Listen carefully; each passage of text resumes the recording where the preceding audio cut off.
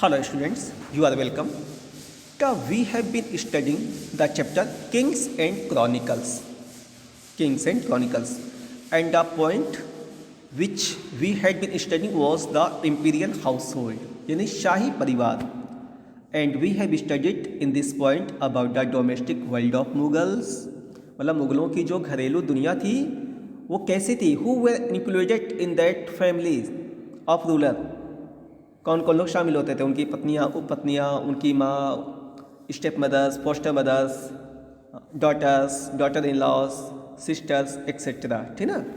And about the importance of the marriage, जो विवाह को लोग वैल्यू देते थे उनके बारे में.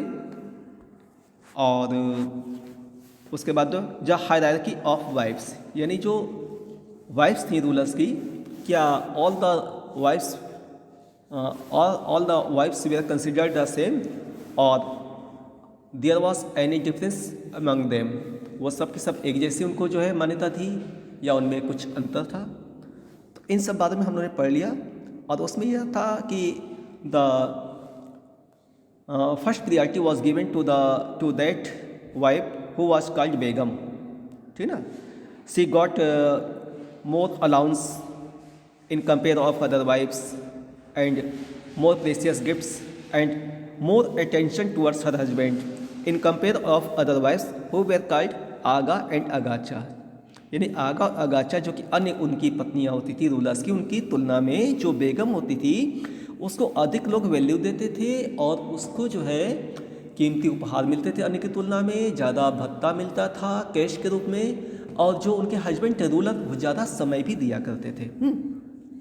We have studied about this and now we have to study the next thing about the imperial household, that is role of slaves. यानी जो गुलाम होते थे वहाँ पे दास होते थे, what was the role of those slaves, उनकी क्या भूमिका होती थी. तो चलिए let us start. Apart from wives यानी पत्नियों के अलावा several male and female slaves populated the Mughal household. यानी उस मुगल परिवार में जो है तमाम पत्नियों के अलावा कई पुरुष और स्त्री दास भी हुआ करते थे. हैं. तो what were the function of those slaves? तो the tasks they performed were varied. जो उनके काम थे वो कई तरह के होते थे. such as guards पहरेदारी भी करते थे, servants सेवा का काम करते थे, स्पाई देख रेख करते थे, requiring skill and intelligence etcetera. यानी जहाँ कोई कौशलपूर्ण कार्य करना हो तो उसको भी कर लेते थे, कोई बुद्धिमत्तापूर्ण चतुराईपूर्ण कार्य करना होता था उसको भी वो बड़ी भली भांति से वो किया करते थे. किसके लिए? For the wives of the rulers. ठीक है ना. इट वॉज देयर रिस्पॉन्सिबिलिटीज, जो उनकी वो रिस्पॉन्सिबिलिटी होती थी. And in slaves there were also invents. Invents means the transgenders. ठीक ना. जो ट्रांसजेंडर होते थे वो भी गुलाम होते थे. And those were called ख्वाजसारा. है ख्वाजसारा. तो what was the function of ख्वाजसारा? Because they can move either inside or outside, internal and external, anywhere they can move. And how they work? As a guard, servant and also as agents for women dabbling in commerce. Dabbling का मतलब होता है those women who were interested in the commerce. तो चलिए देखते हैं बेटा इसको. इसका मतलब ये हुआ था कि the slave invents moved between the external and internal life of household as guards, ठीक ना, as guards, servants and also as agents for women dabbling in commerce. यानी वो महिलाओं के गाइड के रूप में जाते थे, सेवक के रूप में जाते थे उनके साथ, and also as agent for women dabbling in commerce. यानी वो महिलाएं, वो पत्नियां सम्राट की who were interested in commerce, जो व्यापार में रुचि रखती थी ना, उनके लिए भी वो काम करते थे. These were the functions of the ख्वाजसारा who were also considered a slave of the wives of rulers. ठीक है. अब चलते हैं बेटा, और next point is the financial powers to ladies, the financial powers to ladies. Hello, हाँ बेटा, it has been mention in your textbook that several Mughal queens and princes began to control significant financial resources। मतलब तमाम जो है वो रानियों ने, जो रूलर्स की रानियाँ थी ना, उन्होंने फाइनेंशियल रिसोर्स पे अपना कंट्रोलिंग करना शुरू कर दिया था। है, for example you can see here Noor Jahan, who was the wife of Jahangir.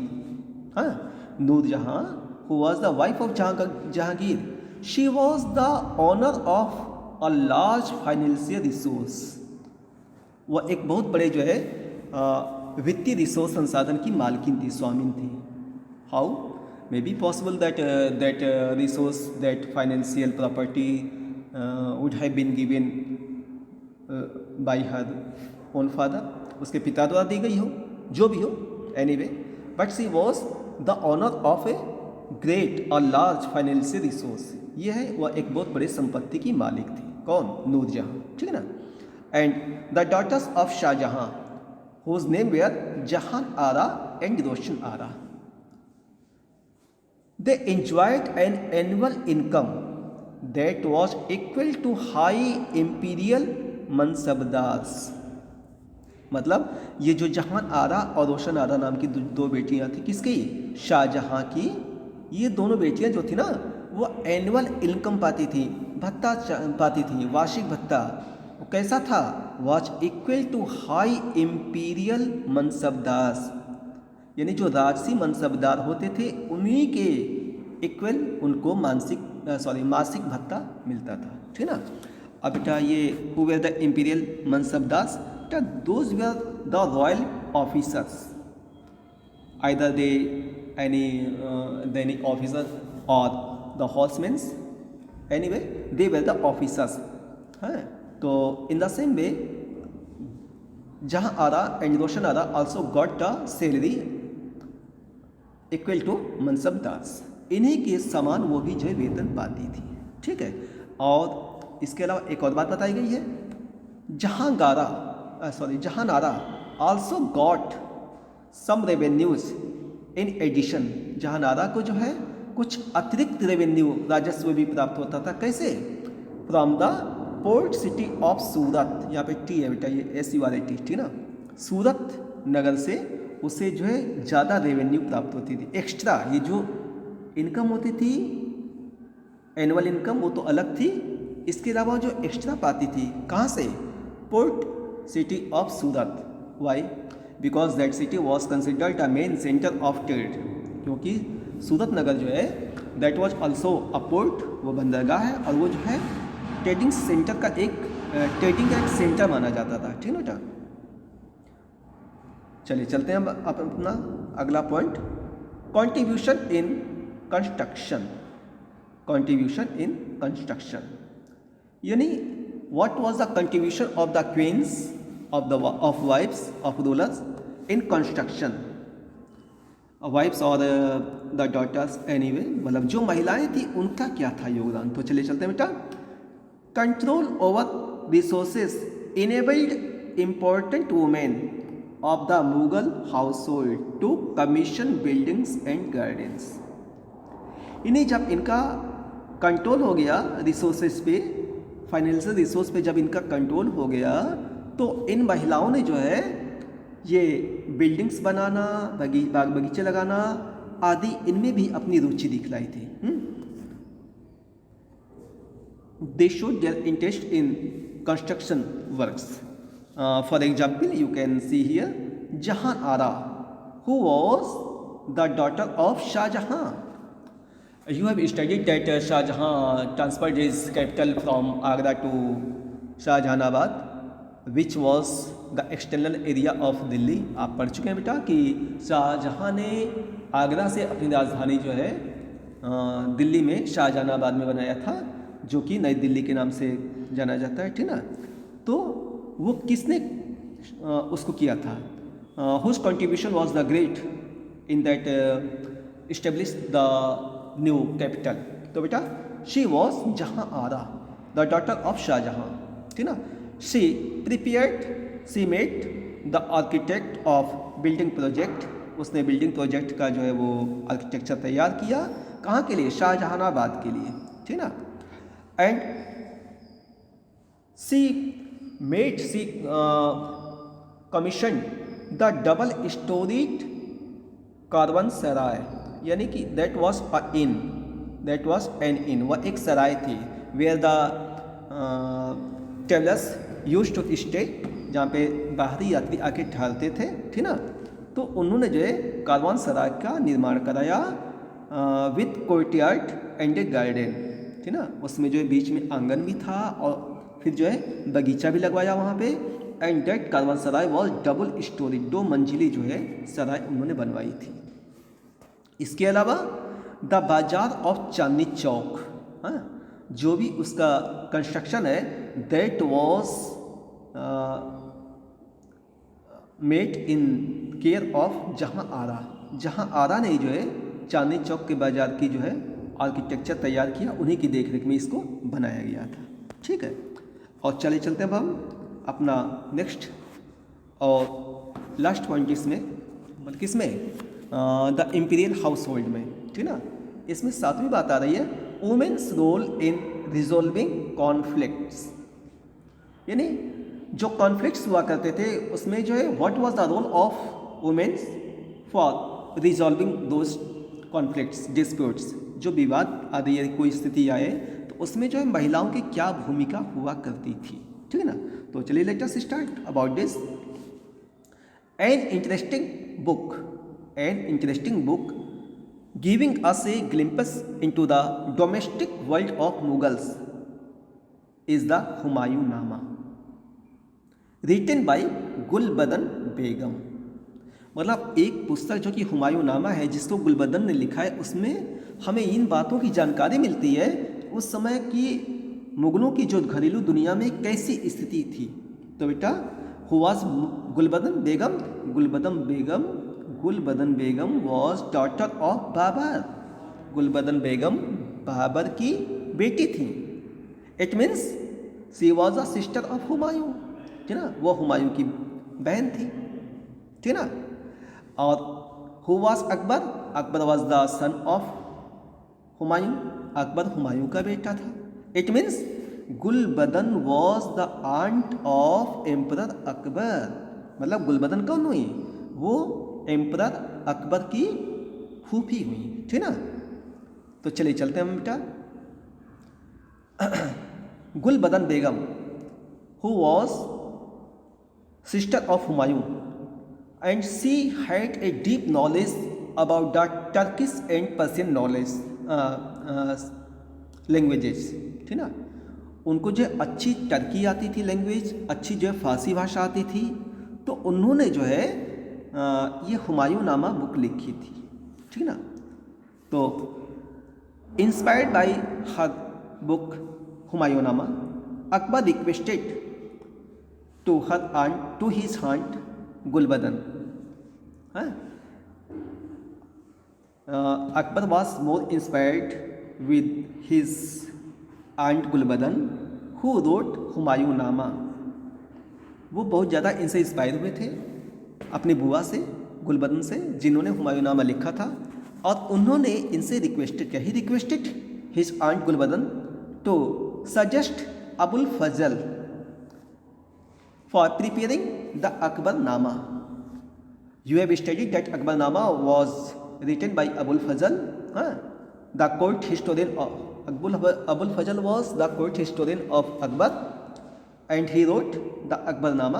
आप जानना बेटा, पढ़ चुके हैं कि अकबरनामा जो किताब लिखी गई है वो अबुल फजल के द्वारा लिखी गई। अबुल फजल कौन था, he was the court historian of Akbar, ठीक ना।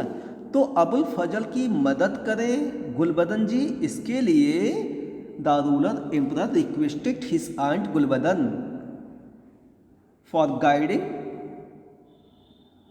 अबुल फजल